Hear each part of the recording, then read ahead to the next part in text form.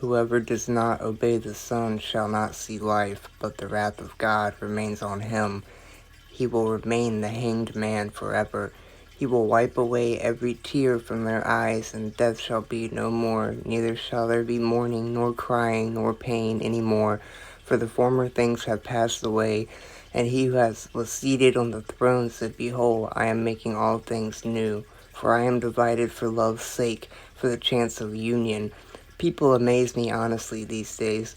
We are all born ignorant, but one must work very hard to remain stupid. And the sin which is unpardonable is knowingly and willfully to reject truth, to fear knowledge, lest that knowledge pander not to thy prejudices. Lucky for most, I am seeing God looks after children, animals, and idiots.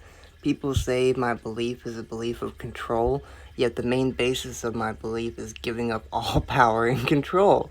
Everyone just wants to justify their own sickness and sin and act as if they are perfect how they are, while the parameters of getting into heaven, I hate to say it, with an absolute perfect being is absolute perfection. Imagine a place so completely pristine and literally perfect, but let's say this place is your mom's house. You have been walking around outside, of course your shoes are going to get dirt on them. You not being rude and hopefully having a moral compass, you wouldn't even want to go into such a perfect place with dirty shoes on, and God doesn't want that in his perfection either.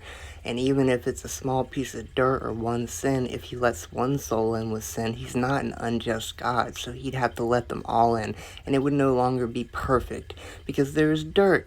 So Christ acts like a freaking wet wipe to wipe our shoes before entering. He is the final lamb sacrifice. And there are so many laws that it's literally impossible to not break one.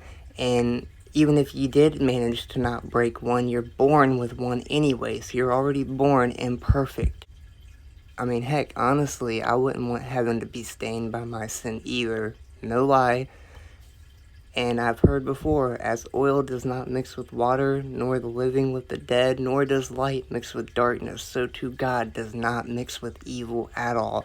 You cannot serve two masters and then wonder why bad things happen. But I've heard from a wise man, do not discard your enemies and fools so quickly, because a wise man gets more use from his enemies than a fool from his friends. And so I say to you, above all else, guard your heart, for everything you do flows from it. If you aren't careful to guard what goes into that sacred space, we're in danger of being polluted and by more muck sin that has the potential to steer our hearts away from the very one who fashioned us. All that is true, honest, lovely, pure, holy, godly, all those things we should allow to shape most intimate part of our being. Everything else should be filtered out, and those who hear the truth but rejoice in their own selfish sin and desires will indeed begin to filter themselves out of your life by themselves. Watch and see, I promise.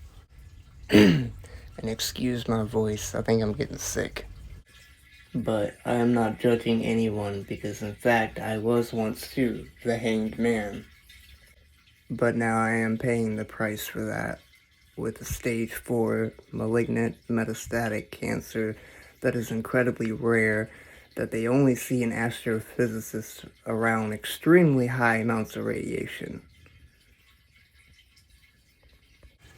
And I mean, I get it. I mean, since I was born, I had devoted my life to the practice and study of the occult, metaphysics, quantum physics, esoteric hermetics, Toltec sorcery, Enochian magic, theistic Satanism, traditional Satanism, theistic Luciferianism, Qliphoth sorcery, Thelemic and Galatian practices, and Tantra, and many more I really don't feel comfortable mentioning. I was a member of the Order Tempi Orientis, or the OTO, the William Blake Lodge in Baltimore for almost 5 years.